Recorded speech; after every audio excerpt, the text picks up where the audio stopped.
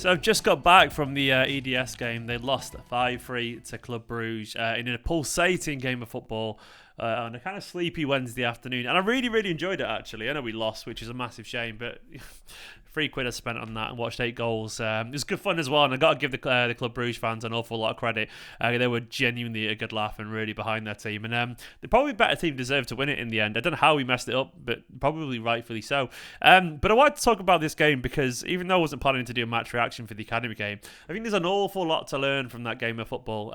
Firstly, I would say if you've seen one Academy game before, you've probably seen many of them. They always tend to end up like this. You do tend to see an awful lot of goals. Games do tend to run away from themselves. And while it's great fun for the spectators, I bloody loved it. It's also probably a nightmare for managers at the same time. I'm sure Guardiola would have been watching that and probably taking very different lessons that you would think you would take from that game. I'm sure actually he probably would have looked at it and dismissed it as youthful naivety, and even the good bits probably would have been put down to that as well, which is controversial, but I'll get into that in a minute basically. So that game was interesting, but it did sum up youth football, and as fun as that was, all I took from that game mainly was these are young players. These are young players with lots of ability, but they are very, very naive at times, and this happens a lot where you see games and I honestly, I've seen this so many times down the years where it's 2-1 and you know it's going to end up 4-3 or 5-4 or whatever, because you can just see how the game's going. It starts to play like the last 10 minutes with 35 minutes left, and it happens all the time. Genuinely such a common occurrence at youth team football, which happens for many reasons.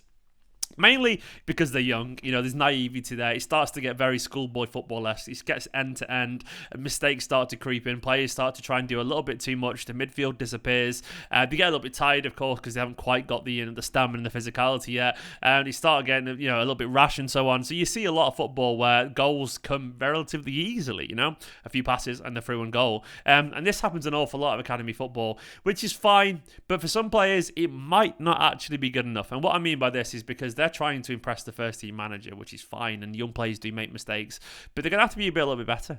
And I was good as some of the performances were, and I enjoyed them. My overriding impression was that we watched a bunch of very talented but very immature and not quite ready for the first team yet players. Now, that is my hot take from this. Now, I'll get the elephant in the room out of the way.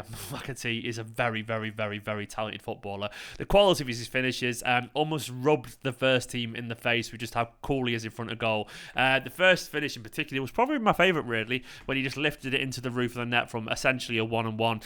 Just such a classy, composed, is a striker's finish, essentially. It was instinctive. It was the finish of an actual born goal scorer. He's second, of course, when he burst forward and then cut inside the defender, trickled in from the one-on-one, but still a good finish. And the third, of course, beat a couple of people from running in his own half and then smacked it in from 20 yards. Mesmeric. And that's all very, very impressive. McAtee is an absolute beast in front of goal, and he's so talented. But here's the hot take twist, and this is not meant to denigrate McAtee in any shape or form. There's also quite a few times where he gave the ball away, and I think a large part why Manchester City today didn't win this game was because the midfield at times was basically non-existent. Now, they all worked hard, but they were all a little bit careless, and there's a few times McAtee deep in his own half dribbled and lost the ball. And he shouldn't be doing that, Obviously, he's young and he has to get better. But if he wants to play for the first team, and this goes to any single one of those young players, they also have to use the ball and be a lot more careful. There was times, actually, when I was very disappointed with the EDS because I'm not going to go too hard on them. But essentially, for a good 20-odd minutes, they just abandoned passing it out from the back and went long, which I don't know if that was a directive or not. But if you're making mistakes when passing it out from the back, that is why you carry on and you try again. That's not why you stop. You don't stop doing something if you make a mistake. At this level, the point is you need to carry on and learn from your mistakes, and you need to carry on being brave with the ball. And I thought a few times, actually, we abandoned those principles, which I've seen so long now for the academy sides, and I was quite disappointed. And I think it led into easy chances with Club Brugge, which weirdly, I think if we'd carried on passing it around, we would have been a bit better. And I think people like McAtee and Lavia were kind of sort of more part of that, They were fine, but they are relatively senior members of this youth team now, if that makes any sense. They've got experience around the first team. And it's not just enough sometimes to score great wonder goals. And this is not meant to be a harsh criticism of McAtee. He was fantastic. He was our only threat going forward. Absolutely brilliant. But also, I guess the point I'm making is that goals aren't enough to get into the first team. And it's why young players have to wait sometimes. And it's why, even though, I mean, today, if he'd kept the ball a little bit better at times, McAtee, and he'd put in a perfect shift and all that kind of stuff and scored those goals, that's a knocking on the door performance. Though I don't think this was, weirdly. It was a brilliant individual performance, but it wasn't a performance that kind of fitted the team, in my personal opinion. And that wasn't just McAtee for what it's worth, it was throughout the whole team. We could barely string 5 passes together at times, and that comes from collective decision-making at times, and from a little bit of sloppiness, a little bit of naivety, dribbling when you shouldn't dribble, passing when it's too late to pass, and so on. And there's a few plays like that. Now let's get on to Kayky. Kayky, I thought was, looked good. Now Kayky was a reminder of the need for patience for younger players. He obviously has an immense technical ability. He really clearly does. And I really like the fact that he's very confident on the ball. He's clearly not a left winger in my opinion, though he has that obviously technique to make him relatively effective. And he looked a little bit more comfortable in the second half when he had a run out as a right winger.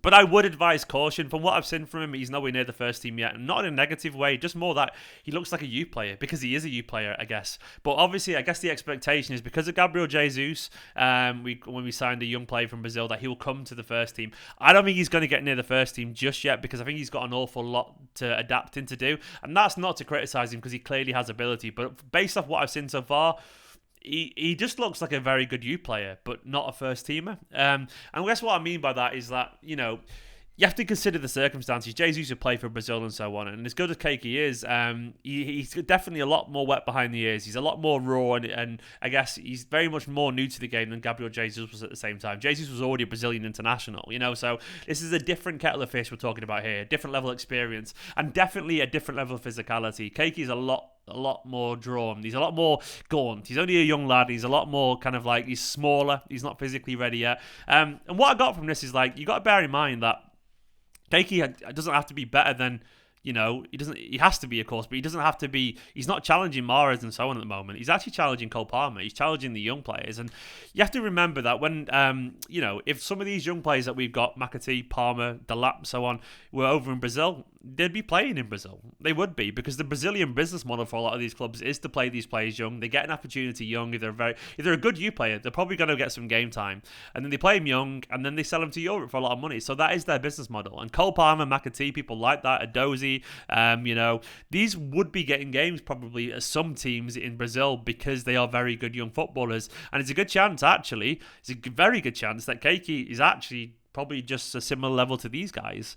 Now, I'm not saying that's true. I'm not saying he isn't better than them. He might be. But what I've seen so far, and it's only very early days, admittedly, he just looks like a very good youth player. So we have to be patient. It could be that he needs a month or two to adapt and we start to find his best game. But as good as a couple of runs were, he was definitely no better than anything I've seen from Medozi or Palmer or McAtee, I guess what I'm trying to say is he's clearly talented, but I think we should probably temper our expectations a little bit and see where he goes. And I guess the same could be said for most of the young players. My controversial take as well on Lavia is that I actually don't think he's playing as well this season as he was last season, where last season he didn't really seem to make any mistakes. This season, he's been caught on the ball a few times, and as good as he is, and he's only 17 years old still, he set himself such a high standard last season by being the best player according to the the academy staff and so on in the EDS last season. He won Academy Player of the Year. He was really, really impressive. But I think his form has dipped a tiny, tiny bit. He's made a few mistakes recently, but he's obviously such a good player. And overall, I guess I enjoyed that game, but I personally was a little bit disappointed because I wanted to see a little bit more composure from those lads. I wanted to see a maturity that I don't think is actually there yet. And with all the talent, they need to realise that actually the first thing they should do is probably concentrate on keeping the ball, because there was a lot of individualism, a lot of dribbling, and so on, and we could barely string 5 passes together, which for Manchester City academy side is kind of disappointing. And when we did it, we made a goal, or we made a chance or two. So we need to focus a little bit on the basics, a little bit more.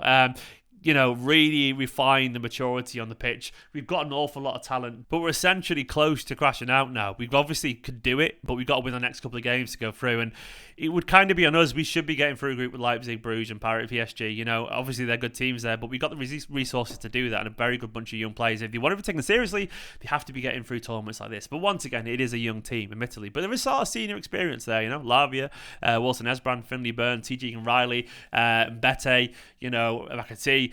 These players have played around the first team, and Kayky's played first team football, so they should be a little bit better, in my opinion, at controlling games like this. For now, they have to learn that. So I'm not trying to put a downer on it. I enjoyed the football. It was great fun, and McAtee, loads of ability. Kayky clearly has, but they're not ready yet. And I think that's the simple fact of the matter, to be honest. The players that keep the ball better are the ones that are going to get chances. You can score all the goals in the world, but if you're a midfielder, you have to also do the basics a little bit better. And I think that's where Guardiola will be watching this and telling these young players to improve, because Guardiola will be watching that game.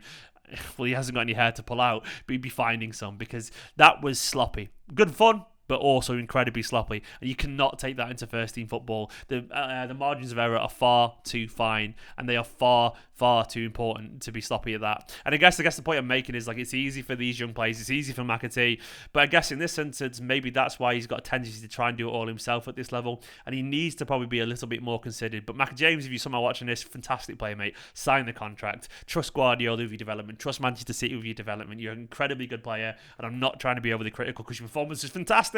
There's a few times where down the corner flag and you try to do a little bit of a trick and you try to back heely past someone at one point, where that's fine, but you got to bear in mind chances can happen, and especially at the first team level if you make these mistakes. And there's a few times where that happened today, from not just McAtee, from Michael Hamilton, from Romeo Lavia, from Oscar Bob, Kayky as well, and Nico O'Reilly. A few of the players were a little bit sloppy in possession. It comes. You're only all young, they'll get there in time. But I enjoyed that game. But I think there's lots of lessons to learn. Anyway, guys, I will be back for watch along later, of course. But I hope you enjoyed this quick video. It's good fun. I enjoyed that game. It's good to see so many Blues as well there.